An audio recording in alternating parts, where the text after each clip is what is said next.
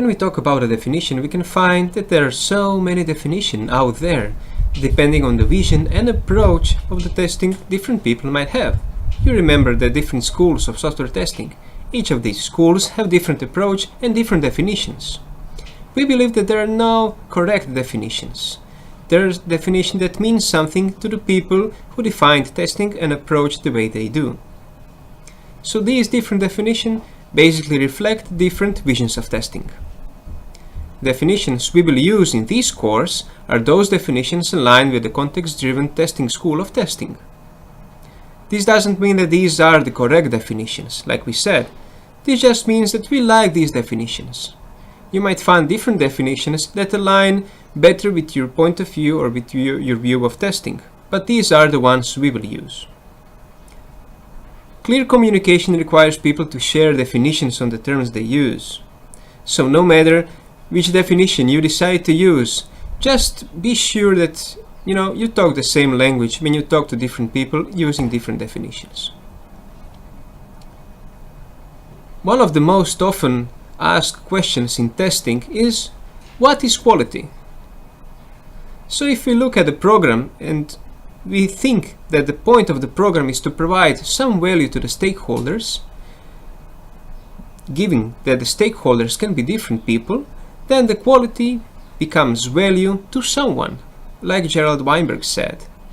This means that quality is subjective. Each person may have different vision of quality. For some people, quality will mean that the web page responds fast enough. For other people, the quality will depend on the amount of clicks they are able to do. For other people, the quality will be based on the capacities of the program to do what they were meant to do. So different stakeholders will basically perceive the same product as having different levels of quality, and this is something we have to accept and work with. So, what is the testing about, and what's the relation of testing with the quality? Given that the quality can be something different for different stakeholders, we have to look for different things as testers for different stakeholders. We design and run tests in order to gain useful information about the product's quality. So testing is all about getting the information. The definition Ken Kainer gives is that a software testing is an empirical technical investigation conducted to provide stakeholders with information about the quality of the product or service under test. We do test to gain useful information about the product's quality. The information is useful to stakeholders and they will decide about the product quality. The information provided by testing helps stakeholders in different ways. They have different objectives, given their different visions of quality, and these different objectives require different testing tools and strategies, and will yield different tests, test documentation, and test results. Some of the information provided by testing can be bugs, helping in assessing the quality of the product. We can help managers to assess the progress of the project, block premature product releases, and so many other information. So who is a tester, now that we know what testing does and what is quality? We have to think that a tester's mentality is a bit different than that of a programmer. Programmer is focused on creative construction, while tester is focused on gathering the information about the product.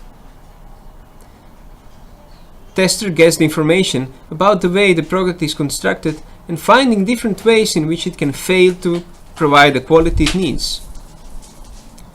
It's often said that the testers break code, but it's not like that. We just find some cracks and some holes in the code and point them. The code is already broken. I often say that we should think of testers as programmers' best friend, and indeed it is. Michael Bolton says that the tester is the guy who makes the programmer look good in front of stakeholders. And indeed it is like that. If we take a look like that on a testing role in a team, it's so much smoother and happier to live. So a good tester will try to understand as much as possible about the system and its complexity. A good tester will perform an exhaustive research before reporting a bug. A good tester will sit down with the programmer and help him pinpoint the issue. A good tester will do so many things to help the team.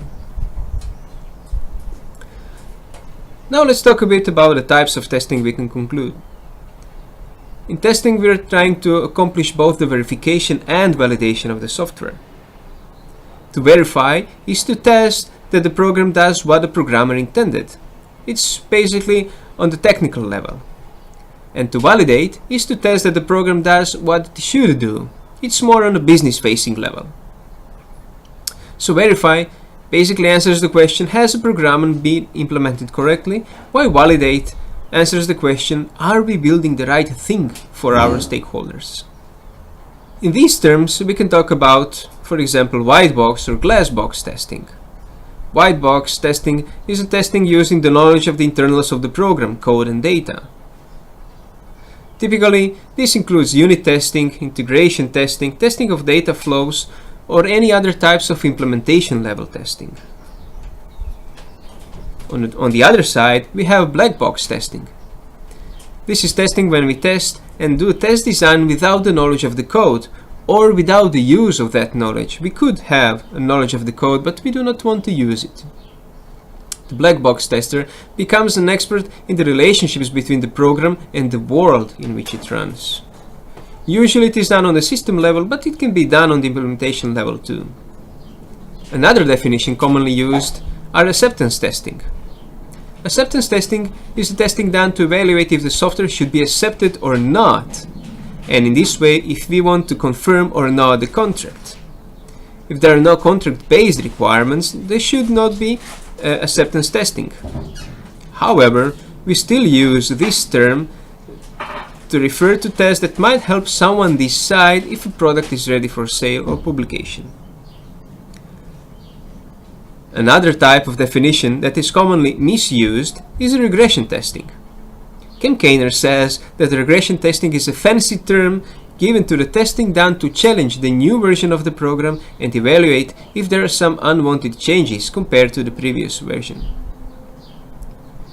Actually, we cannot say that it is a regression testing because the program is not the same and the situation is not the same. We are just retesting the product.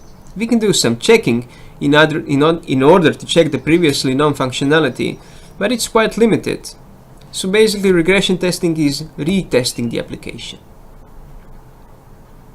Now that we know a few definitions, let's talk about the tester's role in the team. Depending on the team context, the methodology used, the tester will have different roles in the team. In some teams, tester's activities are limited to validation against the requirements or to checks automation. In other teams, more agile-like teams, testers' activities are spread across different parts of the product lifecycle, starting with the reviews of user stories and ending with the production deploys testing or monitoring. In any case, the tester should not be acting as a policeman, chasing programmers for introducing bugs in the code. Tester should be there to help, to support the team. Tester is more like a journalist. The quality, as we defined it, is actually a whole team effort. Not only testers are the responsible about the quality, that's why we don't like to use the term quality assurance. Testers do not assure quality, the team does that. What testers can do is quality assistance, if you're into using the QA term. So from the requirements gathering up to the final release, there's so many quality assurance or quality assistance activities. Testers can perform some requirements review or inspection. Developers do unit and integration testing.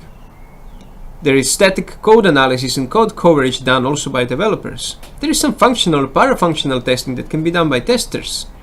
We can test for regression, we can do some automation, we can do demos, deployment orchestration, so many things. All these things have influence in the quality of the final product. It's not only on the testers, it's the whole team effort.